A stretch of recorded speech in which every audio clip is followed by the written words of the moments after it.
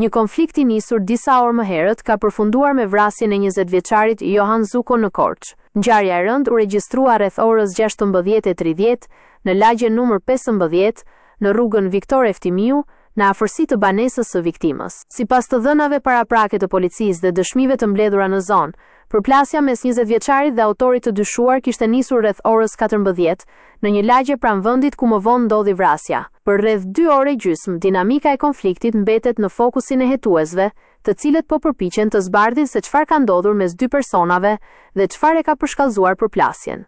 Rreth orës 16:30, konflikti ka përfunduar me përdorimin e armës së zjarrit. 20-vjeçari Johan Zuko është qelluar me Kalashnikov dhe ka humbur jetën në vendingjarje.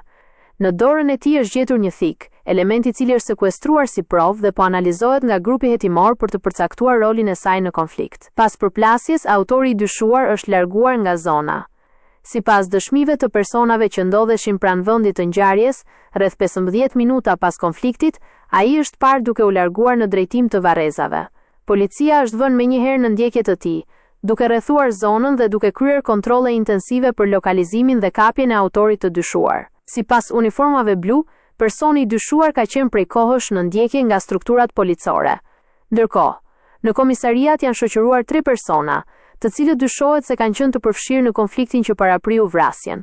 Ata po merren në pyetje në kuadër të hetimit, ndërsa dëshmitë e tyre pritet të ndihmojnë në zbardhjen e plotë të dinamikës së ngjarjes. Në vendngjarje kanë mbërritur grupi hetimor dhe ekspertët kriminalistik, të cilët kanë kryer këqyrjen e zonës dhe mbledhjen e provave. Në fokus të hetimit janë edhe kamerat e sigurisë të bizneseve dhe banesave përreth, me qëllim rindërtimin e plotë të lëvizjeve të personave të përfshirë.